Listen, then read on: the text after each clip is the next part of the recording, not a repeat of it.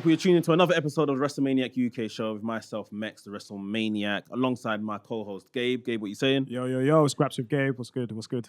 Yeah, man, it's here to talk about the Mr. McMahon docu-series. All 6 parts. Crazy. Came out on Netflix some weeks ago. The world has been watching, us wrestling fans and people that aren't wrestling fans either. They've been indulging, and I don't know about you, but they've been on my phone like, is this Mr. McMahon? Bro, is this what he was on, yeah? bro. The thing is, yeah, I know this person might probably watch this, but someone from my workplace messaged me like, yo, have you watched the Mr. McMahon documentary? Me not knowing they didn't know what I was doing. I was like, yeah, why are you asking me? But like, people generally have cared about it, man. People have really cared about seeing the kind of behind the scenes around pro wrestling as well. So yeah. It is something. It is something. And we're going to get into it. We're going to have a quick ramble all about Mr. McMahon and, you know, what we saw in that docu-series. But before we do, you guys know the drill. Hit the subscribe button, hit the like button. Make sure you comment down below. Let us know what your favorite part of the Mr. McMahon docu-series was. And if you learned anything, tell us what you learned, what you didn't know that maybe you got from the docu-series. Big up everyone watching on YouTube. Big up everyone listening on their podcast platform of choice, whether it be Google, Spotify, Apple Podcasts. You can find us in all of those places. But yeah, man, let's get into it. Mr. Ross Clark McMahon. So, bro, like, let me just set the scene, right? Yeah, let's do it. I watched this with my missus. Okay. Who is a wrestling fan now by affiliation. Of course. By me. Of course. Loves, obviously, the girls we get and all of that. She loves the Jade Cargills, the Naomis, the Bianca Belairs, and all of that kind of stuff. She's heard bits and bobs. She's seen bits and bobs. Probably being casually, like super casually watching since about 2016, I would say. Okay. Yeah. And she knew Vince was a pig. That's her words. Like, if you ever mentioned Vince McMahon near her, she said Vince is a pig. Mad. Before she ever gets into whatever she's going to say about Vince. Mad. But this, for someone of her knowledge of wrestling, was completely mind-blowing. From not even just the recent scandals. Yeah, even like just like the backlog of history, like, right? Yeah. I'll just get straight into it. The Trish Stratus stuff absolutely disgusted my missus. Mad, bro. Like, mad, man. Yeah. So like, for me, so I watched it maybe a few days after it came out, and I pretty much just like did a few episodes over a few days, basically, whatever. And I obviously, while I've got a lot of knowledge around like WWE, WWF, WWF, all those kinds of things, obviously there's a lot of the things that kind of just like filled in the blanks as we kind of went along. Yeah. And for me, it was like, bro, when I watched the Trish segments, yeah, I was actually just bare uncomfortable, bro. Like, obviously as well, like being a parent of a daughter, right? Yeah. Like, bruh. Like naturally when you're in these situations, I think the natural instinct in you kicks in of like, what a neek, bruv. Like, what the hell is wrong with you, bro? Do you know what I mean? Like, honestly, man, it was mad. It's mad as well when it's like, when they're asking him as well, his thought process behind all of that. And for him, it's just like, number one, obviously like zero accountability of like noticing it's a bit mad. And then number two as well, it's just like, it's like for Vince, it's like everything that ever came up that was mad, by the way, in this whole documentary, and there's lots of it, he was always just trying to justify it through the product. Yeah. Being like, yeah, but like the product became so much better because of this. And I'm just like, yo, if Trish didn't bark on TV, guess what? I still would have liked this product. Do you get what I'm saying? Yeah. I didn't even like the product because Trish was barking. Yeah. Like, do you get what I'm trying to say? And his whole thing was like, yeah, they're trying to appeal to a demographic, whatever the case may be. But like, again, as a businessman, as much as you're making this choice out of business, there also needs to be a part of you that goes like, right, but how does this look? Yeah. While we're back in the day, this was an era where I guess, you know, we weren't so, I would say, socially conscious about the effect of these things and how this impacts, you know, women, how this impacts other demographics. It's like, you still would just think to yourself, like me, like even if I was in that era, I would just be like, that's just kind of a bit weird and wrong. But again, yeah, God, I want to see just your thoughts on this as well. It's you're right. It's very crazy. Like again, I'm a girl dad, And when you see, obviously, the Stephanie McMahon stuff, and it's like you sent your daughter out into the middle of the ring where thousands of people were calling her a slut over and over again. At what point does your fatherly instinct kick in to be like, I don't like this for my daughter? Yeah. Is this TV? Yes. But I don't like this for my daughter. Yeah. But you're here, we're looking at Bruce Pritchard counting dollar signs. Like, I like what you said about the non-accountability and turning everything into like, this is for the product sort of thing. Because that's exactly what he was doing. Sorry, the visual you just put in my head, yeah, I'm thinking in my head, if I'm sat there watching my child getting like, dumped on by people like that, someone next to me was like, hey, but this is money. I'm slapping you in the jobs, punching you in your jaw bloods. Bro. Are you TV mad? or no TV, you've man. sent her into an arena and probably the best part of maybe about at least 5,000 people. Yeah. Slut. Bruv.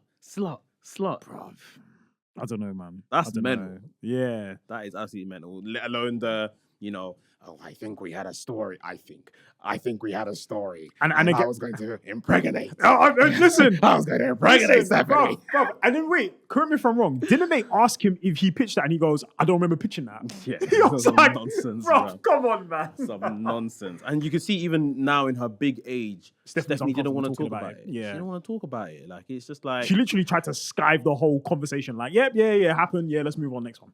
Can you imagine how much Stephanie came into the business maybe at like 16, 17 or something like that? Can you imagine how much she has seen, especially involving her father? I know. Or at the very least, heard. Which heard might actually be worse than seen. Like, I heard your dad's doing it. Because seeing is literally you're walking in and your dad lips in someone or whatever the case is maybe. But and even then, there's like the whole thing of obviously like they talked to Linda about like obviously how was it like watching your husband lips in other babes on TV, all these different kinds of things. Say, she was fine with it. Vince said that. No, I think they were saying as well that I think Trish said that apparently like Linda was like pitching ideas for them. Yeah. But again, my thing is like, right, where does, and again, like however crazy the spectrum is, but if you want to acknowledge it for what it is, and let's acknowledge it for what it is, where is it that like at some point in time the wrestling stops, real life family happens, and these things don't affect it? Yeah. Because my thing is like, if I'm your other half and I'm watching you not only like pitch yourself to be involving yourself romantically on screen with other women, but then also being like very derogatory towards them as well. Yeah. Can you sign in your head just gonna go like, like I hear money is good in that, but like, come on, like there has to be a line. Like I think if Linda was very much involved with the Trish story, right? So I could believe a world where she said, okay, for this story where I am involved and you're gonna have to lick up Trish at certain points or whatever, cool. But when it is, I was going to name names, but it's literally like any other woman on the roster. It could be anybody. Exactly. Like, and again as well, there was allegations of him, being involved. And again, we're not even talking the newer allegations. We're talking Vince has had heat on him from before. When there was employees that were talking about him. Again, basically a lot of the things that's come up with this other lawsuit, a lot of these things have been showing up from back in the day. Some of these things I didn't even know about until I watched the doc. And then it's funny as well because it's so weird here because like it's like it's a I would say it's a bittersweet irony because it's like we're watching Vince also talk about allegations that happened on him previously, but also obviously this happened before all these allegations came out because then this is said in the documentary that basically once the allegations came out, Vince didn't show up to any of the remaining interviews that he had to do. Yeah. But you're watching this man also talk about how he was dealing with these allegations while these ones were happening in real time. So it's like we're watching how Vince, if I'm honest, would be dealing with this in real time had they asked him anyways. Yeah. It's crazy. It's absolutely crazy. Like the day, remember when the allegations started dropping and the next SmackDown, he came out just to do, welcome to SmackDown. Man said something like, oh, he said the then now forever together thing. Yeah, and he said, but the way, when he said it, in my head, I'm like, I'm not together with you on this, bro. I don't know what you're on about. You're on your ones, blood. The live crowd were going crazy. Like, they were like, oh my God, Vince. Like, yeah, like don't you lot turn on the TV and see like? Do you not? Are you not on Twitter? Yeah, like are you not on news? Like, but I think that very much proves the online crowd is different to the live crowd. Yeah, like yeah. because either them man didn't know or them man didn't care. Like one or the other. And neither, and to be fair, not knowing is fair enough, but like not caring is a bit mad, guys. Like, like I tuned in to just be like, what on earth is this man gonna say, bro? I'm not someone for demographics, but it was everywhere. Like that segment he was on TV was like the best they done last year or 2 years ago, whenever it was. And again, do you know what's funny? Part of me thinks in his head he went, me coming out there, them not knowing what I'm gonna say. Yeah, turn it into money. Of course. That's Vince, he's like, you know what? I won't answer your question, but let's just get some ratings. Yeah. Like, do you know what I mean? Yeah, man. He's a madman. Like, some of the positive points of the documentary, not many, but the positive ones.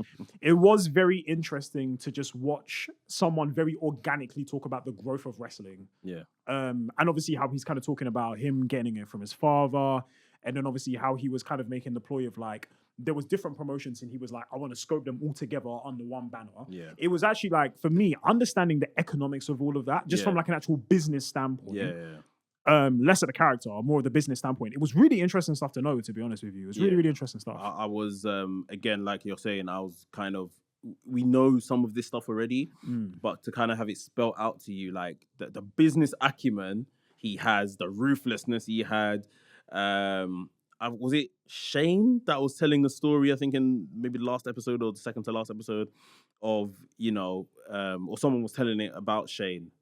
Maybe it might have been Paul Heyman telling about Shane. Was it the argument there, him and his dad about like, when he said, kill me, basically. He literally said, if you wanna do this idea, you have to come over to me right now and you need to kill me in front of everybody. Like, good luck. I'm prepared to kill my dad. I'm prepared to kill my dad or stab my dad in the back. Maybe as a what's the word? Whatever it is. But yeah, I was prepared to do that, to kind of take over all of this stuff and do what I wanted to do. So you need to be prepared to stick the knife in me if you want to do all of this. And you're not going to because you're too soft, basically. And that's the kind of character we're dealing with. Like, and then after that show, you got to go home and sit around the table and eat dinner, Shane, pass me the potatoes. Great day at work, wasn't it? It's crazy. Like, can I go to my room, please, bro? Literally, like it's mad. Like, but yeah, the business acumen to do what he did and acquire wrestlers, and it's again on a pivot, always changing, adapting to the situation. WCW became a problem. Attitude Era, changing all from the new gen to Attitude Era, stuff like that. And obviously, like, the Attitude Era is very well documented throughout history, obviously, and it's like wrestling, it's their boom. Do you know what I mean? Yeah. But like, it was very interesting as well to also hear it from other wrestlers' perspective about that transition to the Attitude Era. I gotta say, and I mean this in very ironic fashion, the MVP of this whole entire thing for me was Tony Atlas. This guy was so funny in the whole thing. It's when, for me, it was the one where, I can't remember who it was, they were gassing, someone was gassing about like Shane and Vince's relationship. And then this is Tony Atlas, I don't think they liked each other at all. Tony Atlas. Like, even to have him, maybe it was just because of like being one of the kind of older black statesmen that was under Vince and obviously what he achieved. Because when they were kind of going through and showing in the early episodes all the people that they had interviewed, I was thinking Tony Atlas. Yeah, I know, right? Like, tag team champion or whatever, but okay. What got me is that the laugh he did on TV is the same laugh he does in real life. He did the same laugh in that interview. Nah, he was very good in that whole series. He was very good. Yeah, Bret Hart as well was another memorable one. Like them talking about the screw job, where they're both talking about like the fight that happened afterwards. Because it's funny because it's like Bret going, like, I fucking decked him in the face, this and that. I'm definitely getting a concussion. And Vince was like, no, I was fine. I'm all good. And everyone's like, you're lying, bro. You got decked, bro. Yeah. But he has to save face in it. It's one of them ones. Yeah, of course. But I think this, like, if anyone knows me, sees my tweets, I don't necessarily. I think Bret Hart is one of the greatest wrestlers, but I'm not like here for Bret Hart and how miserable he is. And I know he's went through a lot. His company's put his family through a lot. This was one of the first times I've really felt bad for Bret Hart, because I felt like even, in the story of telling the documentary, they obviously said about the whole thing. He didn't want to drop the title and this, that, and the other, blah, blah, blah. And they obviously pushed him out of a 20-year contract which they had given him. That I don't think they emphasized enough how much of a tyrant Shawn Michaels was at that time. Shawn Michaels. Well, he literally said it. He said, I was a prick back then. Yeah, he said it. He said it. Like, Shawn Michaels was a tyrant, hence why Brett didn't want to do business with him, sort of thing, or for him to be the guy to win, or whatever the case may be. Like, I think so many people used to say this as well. They said, like, if it was anyone else who Brett would have been facing, Brett probably would have done it. Yeah, yeah. It was more. It wasn't because of the company. It was because of Shawn. Yeah, and but he also knew that Vince would back it. They didn't tell that story, and these are the things in history that get left out, and then you'll be thinking, "Oh, this guy's just difficult." Like, but Shawn was just a piece of work. Yeah. Like, and the funny thing is, Bruce Pritchard was there on the last episode going, he was pissed at Netflix because of the portrayal of Vince McMahon. And yet even then, the portrayal was like, again, I feel like obviously the one thing I think everyone said coming out of the doc was that it was a bit overhyped in terms of like, it felt a lot of, we were going to get this juicy stuff. Let's talk about that, because I didn't buy into that. We knew that this documentary was coming. Like we knew like years ago, at least 2 years ago, that this was in the works, right? Because they started doing the interviews. And to Netflix joy, the scandal happens in the middle of you filming all of this. Yeah. And Netflix are probably thinking, of course, this guy's not going to talk about it. And like we saw, he didn't attend his last interviews. Yeah. But when we release this, they're all going to think that this is what this is about. So, bro, I remember when I tuned in to start watching it, it was like number 3 in the world, like for what people are watching right now on Netflix. And of course, like a lot of people, like we mentioned at the top of this, a lot of people just be casuals thinking, oh yeah, I remember wrestling. I remember Mr. McMahon. Let me just tune in and see what this is about. And also as well, most likely, those casual people, they might have heard of those allegations. Yeah, and they might have heard of those allegations. And then now they're like, oh man, they released a documentary. They're probably going to go in their head, putting 2 and 2 together in their own minds. Let me watch this. Yeah, exactly. And then wrestling fans that probably know a lot of what we saw there anyway probably thought, oh, this is going to be about the scandal. Let me watch this sort of thing. I'm afraid I've got some bad news. This is literally about how a man built his company, sold his company, had one of the best periods, defeated another company, and at the end, and he's involved in this little bit of scandal, which he's not going to speak on because he's not going to have his interview. And done. Show done. Thank you, guys. Yeah. For me though, it's crazy like how, obviously, again, character aside, everyone said the same thing about Vince. He's like a father figure to me. Which obviously knowing his character, it's like almost part of you. Everyone's kind of like, yeah, you need to judge your father figures a little bit better, innit? You know what I mean? But in the same breath, it's like it goes to show how much Vince, again, for all intents and purposes, cared about the business. Yeah. Because for so many people, they were like, if not for Vince, Undertaker's there nearly tearing up on camera. The same way, literally, Vince did for him when he the meme. Yeah. Bro, Taker very nearly did the same thing. Taker was about to be like, cut this camera now. Yeah. I think it's one of them ones where, at least the people that on camera said he was like a father figure, Undertaker, John Cena. I think who else did? Rock said it. The Rock. Hogan said it. Like, I was going to say the people that said it are somewhat questionable people. Yeah. Like they've had their own. Did Cody say it?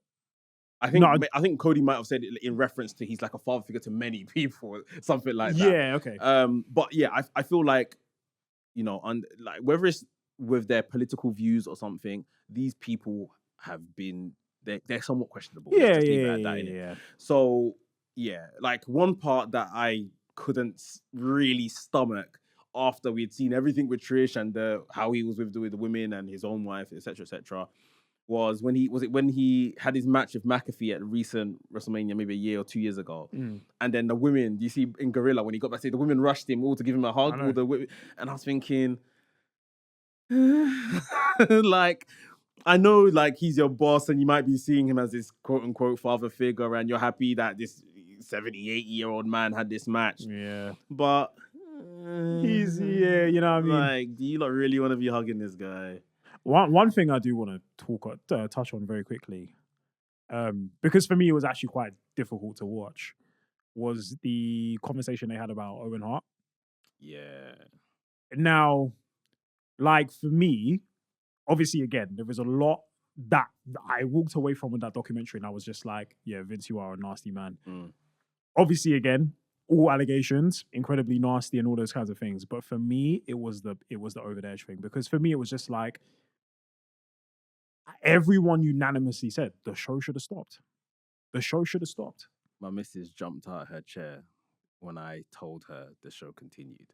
No way. Before they said it on screen, Yeah. I said to her, yeah, so this happened, and they just moved his body and sent out his best friend like immediately after, Jeff Jarrett. Bro, And legitimately. the show continued. And she was like, the show continued? I was like, the show continued, yeah. Legit, it was like, and it's the fact that someone, I can't remember who it was on the dot when they were saying like, bro, like, Owen Hart's blood stain was on the ring mat. Yeah. And you're having to wrestle a show and go out as normal.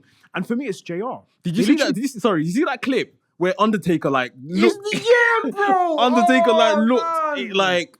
I said, no. And bro, Taker looks like he wanted to burst out into tears in that moment as well. And for me, it's the fact that like, again, when they asked, because I think even JR did a separate interview time ago about this, where he literally said, like, I've got a thing in my ear going, right, we're going to go back in 20. And when we go back on, you're telling everybody Owen Hart's passed away. Oh, you're on in 5, 4, 3. What the heck am I meant to do, bro? For me, yeah, bearing in mind, like, again, the industry is the industry. It's competitive. People like each other. People don't like each other. But again, there's still a family and a communal sense here. You've just had a family member pass away. And like, again, in unexpected fashion, in sudden fashion, in shocking fashion. And it was nasty. And the response was, let's keep going. And Vince said like, oh, you know, I think Owen would have wanted us to go on. If it was me, the show should have continued. But that's you, Vince, bro. Like, I'm not being real. Like, I'm not being funny, right? Sorry.